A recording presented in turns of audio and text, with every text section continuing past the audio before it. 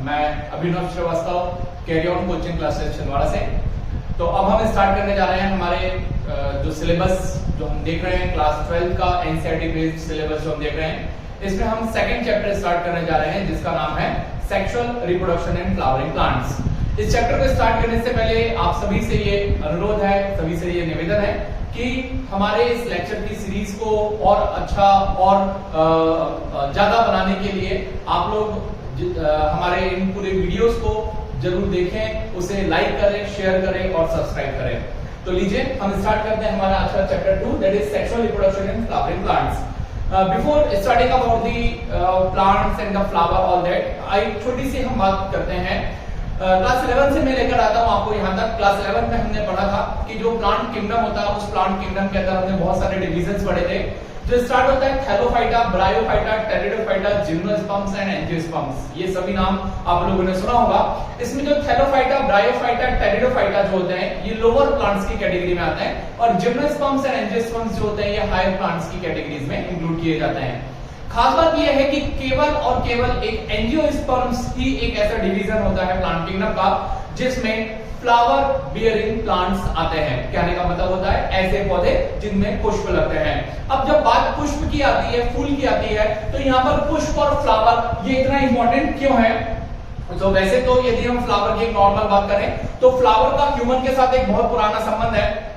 ज्यादातर जितने भी हम एस्थेटिक, ऑर्नामेंटल, सोशल, रिलीजियस और कल्चरल वैल्यूज जो होती हैं उन सभी में फ्लावर को कहीं ना कहीं यूज करते हैं, क्योंकि फ्लावर ह्यूमंस की बहुत सारी फीलिंग्स, जैसे यदि हम बात करते हैं love, affection, happiness, grief, mournings and there are so many feelings are there, जिसको रिप्रेजेंट करने के लिए फ्लावर का यूज किया जाता है। ये तो बात हो गई सोशलिज्म से रिलेटेड। अब हम बात करते हैं बायोलॉजी से रिलेटेड। तो बायोलॉजी से रिलेटेड जब फ्लावर की बात आती है तो सबसे पहले इंपॉर्टेंट बात ये आता है कि why the flower is so much important and why we are writing the sexual reproduction in flowering plants only.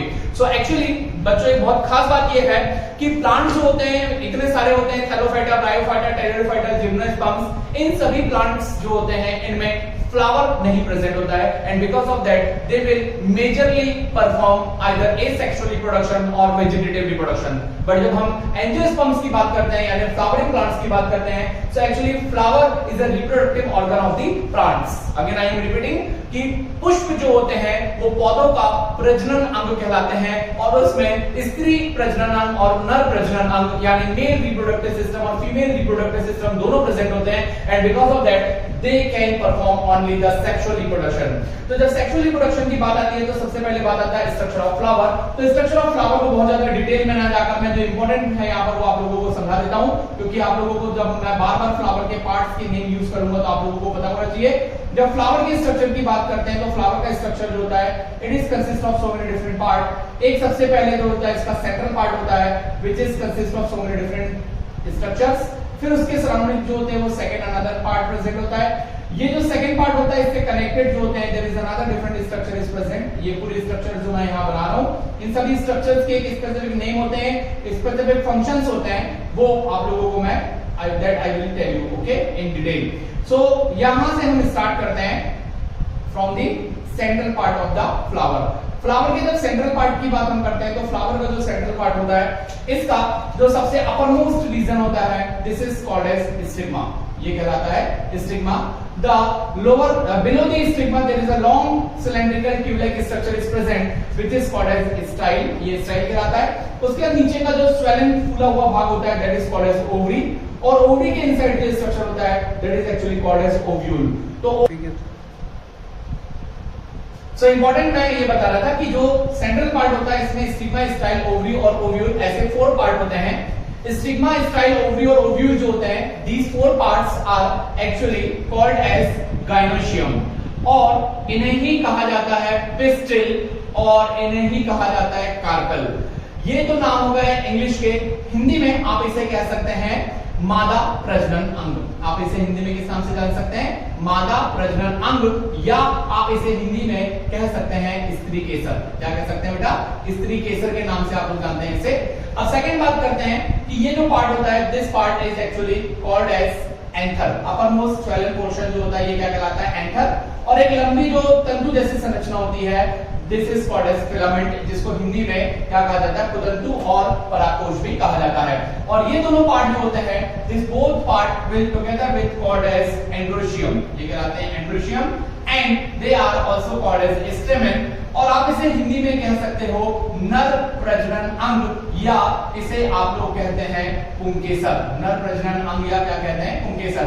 तो ज्यादातर जो हिंदी में नाम आप लोग जानते हैं स्त्रीकेसर और पुंकेसर के नाम से जानते हैं, और इंग्लिश में स्टेमन और पिस्टिल के नाम से आप लोगों को ज्यादातर एग्जाम में क्वेश्चन जो है वो पूछे जाते हैं। तो ये जितने नाम से क्वेश्चन आते हैं वो मैंने पूरे यहाँ लिख दिया हूँ। Androecium or stamen for the male reproductive organ, and the gynoecium, pistil and carpel is for the female reproductive organ. The second part जो इस Androecium के बाद प्रेजेंट होता है, that is called as pistil, ये कहलाता है pistil, और pistil जो होता है ये विकसित होकर बनाता है कोरोला। उसके आउटर पेरिफेरी में जो प्रेजेंट होता है that is called as sepal, petal, sorry, actually ये होता है petal, I'm wrong, this is petal, petal will form corolla and this is called as sepal and this will form calyx, petal and sepal। तो petal जो होता है it will form corolla and sepal will form the calyx। The base of the flower is called as thalamus, ये क्या कहलाता है, base, thalamus कहलाता है, और the part which connect the flower with the stem that is called as pedicel.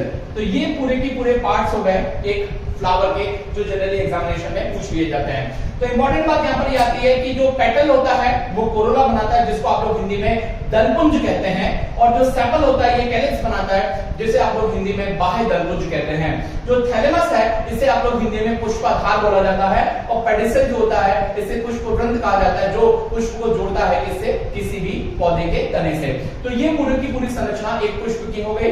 इसके बाद आप लोग इस स्ट्रक्चर को बहुत अच्छे से समझिएगा, एक बार मैं जल्दी बता देता हूं। जो मध्य वाला भाग होता है वो पूरा फीमेल रिप्रोडक्टिव पार्ट है, जो स्टिग्मा स्टाइल ओवरी और ओव्यूल से मिलकर बना है। उसके बाद में जो एंकर और फिलामेंट है ये बना हुआ है, ये क्या कहलाता है, एंड्रोशियम, या इसे हम क्या कहते हैं, स्टेमेन कहते हैं। और उसके बाद में पेटल, सेपल, थैलेमस और पेडिसल, ये पूरे स्ट्रक्चर्स एक फ्लावर के स्ट्रक्चर को कंप्लीट करने का वर्क करते हैं। ठीक, अब इसके बाद हम आते हैं नेक्स्ट टॉपिक पर, और अब मैं स्टार्ट करता हूं एनसीईआरटी के फर्स्ट टॉपिक से, which is given, and that is actually the stamen, microsporangium and pollen grain. आपके एनसीईआरटी का जो पहला टॉपिक दिया हुआ है वो ऐसा दिया हुआ है, यहाँ पर स्टार्ट होता है स्टेमेन, स्टेमेन के बाद आपको दिया हुआ है microsporangium, microsporangium and pollen grains, microsporangium and इन्हें ही क्या कहा जाता है, इसी में डेवलप होता है पोलन ग्रेन्स। तो ये तीन पार्ट्स बोल सकते हैं या तीन स्ट्रक्चर्स बोल सकते हैं जिनके बारे में आप लोगों को पढ़ना है, और ये पार्ट्स जो होते हैं they are related to the male reproductive system and they are related to the नर प्रजनन अंग, किसके, पुष्प के, फ्लावर के। सबसे पहले हम बात करते हैं कि किसी भी स्टेमेन के स्ट्रक्चर की जब बात की जाती है तो कोई भी स्टेमेन जो होता है वो दो पार्ट से मिलकर बना हुआ होता है। पहला पार्ट जो होता है इसका कहलाता है फिलामेंट, जो कि अटैच करता है फ्लावर से, बेस से, और सेकंड जो होता है that is called as anther. Filament को आप लोग हिंदी में पुतंतु बोलते हैं, और एंथर को आप लोग क्या बोलते हैं, परागकोश बोलते हैं। फिलामेंट जो होता है ये लॉन्ग एंड सिलेंडर स्टॉक होता है, it is the long and cylinder stock, okay. लंबा और एक क्या होता है, लंबा एक सिलेंडर जैसी संरचना होती है। इंपॉर्टेंट बात ये होता है कि ये क्या करता है, फिलामेंट जो होता है वो परागकोश को पेटल से या थैलेमस से अटैच करने का काम करता है। किससे अटैच करता है बेटा, पेटल या थैलेमस। याद रखिएगा कि फिलामेंट जो होता है वो एंथर को पेटल या थैलेमस से अटैच करता है।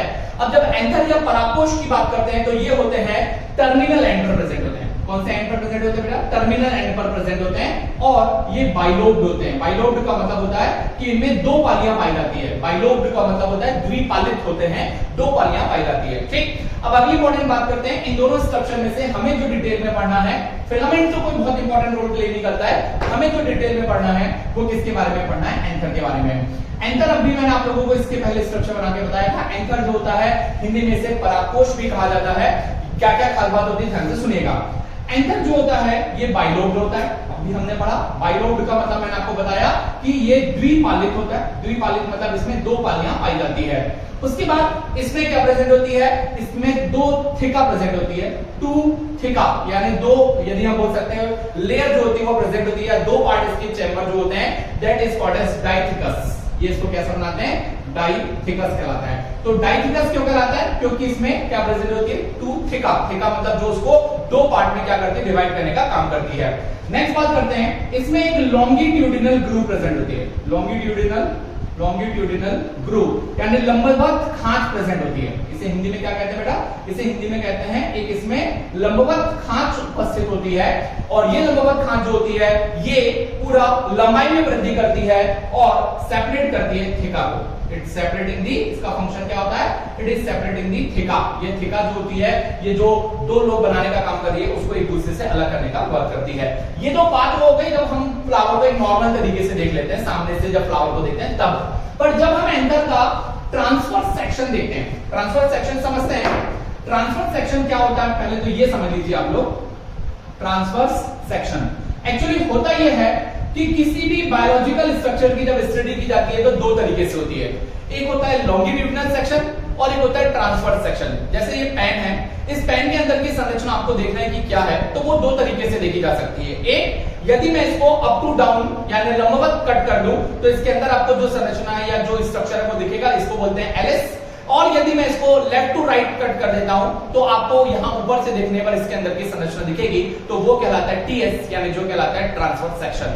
तो हम बात कर रहे हैं, इसके पहले मैंने एलएस की बात किया था कि लंबवत रूप से देखने पर जो एंकर है वो कैसा दिखाई देता है। अब मैं यहां पर बात कर रहा हूं ट्रांसवर्स सेक्शन के बारे में, यानी हम उसको तिरछा या आड़ा कट करके देखेंगे तो उसके अंदर हमको क्या दिखाई देगा। तो ये जो होता है ये फोर साइडेड स्ट्रक्चर दिखता है। लंबवत देखने पर दो दिखाई देता है, और यदि हम उसको ट्रांसवर्स सेक्शन में देखेंगे तो ये फोर साइडेड स्ट्रक्चर दिखाई देता है। कैसा दिखाई देता है बेटा? फोर साइडेड स्ट्रक्चर, यानी इसके चार भाग होते हैं, और ये जो चार भाग होते हैं इसलिए इसे टेट्रागोनल भी कहा जाता है। क्या कहा जाता है? टेट्रागोनल। तो डाइथिकस लंबवत देखने पर और टेट्रागोनल उसको ट्रांसवर्सली देखने पर, यानी उसकी एक जो होती है अनुप्रस्थ काट जो होती है वो देखने पर ये कैसा दिखाई देता है? टेट्रागोनल दिखाई देता है। अगली बात करते हैं कि टेट्रागोनल जो होते हैं, कहने का मतलब ये है कि it is consist of 4 microsporangium. It is consist of 4 microsporangium. Microsporangia क्या होते हैं? तो ये जो 4 चैम्बर होते हैं वो कहलाते हैं माइक्रोस्पोरेंजिया। ध्यान से सुनना बेटा कि जो 4 लोब की मैं बात कर रहा हूं, अभी मैं आपको बना के दिखाऊंगा, वो क्या कहलाते हैं? माइक्रोस्पोरेंजिया कहलाते हैं। और ये माइक्रोस्पोरेंजिया जो होते हैं यही वो स्ट्रक्चर है जो डेवलप होते हैं, और डेवलप होके they will form the pollen grains. जो किसका फॉर्मेशन करते हैं? पोलन ग्रेन्स का फॉर्मेशन करने का वर्क जो होता है वो पहले तो एक्चुअली ये फॉर्म करते हैं पोलन सैक, और पोलन सैक जो होता है फिर इसके अंदर आप बोल सकते हैं डेवलपमेंट होता है पोलन ग्रेन्स का। तो याद रखिएगा, फिर से मैं दोहराता हूं, ध्यान से सुनिएगा कि लंबवत देखने पर दो दिखाई दिया था, दो थिका, इसलिए उसको हमने क्या कहा था? डाइथिकस कहा था। ट्रांसवर्स रूप से देखने पर यानी अनुप्रस्थ रूप से देखने पर इसमें 4 कॉर्नर्स दिखते हैं, इसलिए इसको टेट्रागोनल कहा जाता है। और वो चारों कॉर्नर को माइक्रोस्पोरेंजिया कहा जाता है, जो डेवलप होकर पोलन सैक को बनाते हैं, परागकोश को बनाते हैं, और वो डेवलप होकर पोलन ग्रेन्स यानी परागकणों का निर्माण करते हैं। और इस प्रकार ये पूरी संरचना जो होती है ये विकसित होती है। अभी जो परागकण बन रहे हैं ये कैसे बनते हैं वो मैं आप लोगों को बता देता हूं। एक आउटर स्ट्रक्चर कैसा होता है आपको बता देता हूं। एंथर का जो ये मैं टेट्रागोनल स्ट्रक्चर बोल रहा हूं, वह बाकी इसका मैं आप लोगों को बता दूं कि एक अलग वीडियो मैं बनाऊंगा जो केवल स्ट्रक्चर बेस्ड वीडियो होगा। आप लोगों को मैं एनसीईआरटी बेस्ड जितने भी आपको चित्र, जितने भी डायग्राम्स दिए हुए हैं इस चैप्टर के, मैं एक वीडियो पूरा उन डायग्राम्स को एक्सप्लेन करने के लिए बनाऊंगा आपको, ताकि आप लोगों को ये समझ में आ जाए कि किस डायग्राम को कैसे पढ़ना है और वो डायग्राम एग्जाम में कैसे पूछा जाता है। ठीक है, तो वो जो स्ट्रक्चर की मैं बात कर रहा था ये कुछ इस टाइप से होता है। ये आप लोगों ने देखा होगा इस टाइप से बुक में बना हुआ स्ट्रक्चर है ये होते हैं टेट्रागोनल। 1 2 3 4। समझ में आ गया बेटा आपको कि सपोज यदि मैं इसको मान लूं कि ये हमारा स्टेमन है, यानी ये हमारा पुंकेसर है, और इसको मैं ऊपर से कट कर रहा हूं, और अब मैं आपको ऊपर से दिखा रहा हूं कि बेटा पुंकेसर के अंदर देखो कैसा दिखाई दे रहा है। तो पुंकेसर को ऊपर से देखने पर इस तरीके से उसमें 4 जो है वो चैम्बर्स दिखाई देते हैं, जिन्हें माइक्रोस्पोरेंजिया कहा जाता है। तो एक माइक्रोस्पोरेंजिया, दूसरा, तीसरा और चौथा, और इसके अंदर बनते हैं पोलन सैक, और उसके अंदर विकसित होते हैं क्या? पोलन ग्रेन्स यानी परागकण। तो मैं अब आपको बताने जा रहा हूं स्ट्रक्चर ऑफ माइक्रोस्पोरेंजियम के बारे में। ठीक है, तो स्ट्रक्चर ऑफ माइक्रोस्पोरेंजियम जो होता है वो कैसा होता है और उसमें क्या क्या प्रेजेंट होता है, ये मैं आप लोगों को अपने अगले लेक्चर्स में बताऊंगा। कि अगले लेक्चर में हम लोग स्ट्रक्चर ऑफ माइक्रोस्पोरेंजियम देखेंगे और पोलन ग्रेन्स का डेवलपमेंट देखेंगे कि किस प्रकार होता है, और माइक्रोस्पोरोजेनेसिस भी हम पढ़ेंगे। तो आपको ये हमारा वीडियो कैसा लगा कमेंट्स बॉक्स में जरूर बताएं। इस वीडियो को और हमारे चैनल को लाइक करें, शेयर करें और सब्सक्राइब करें। Thank you very much.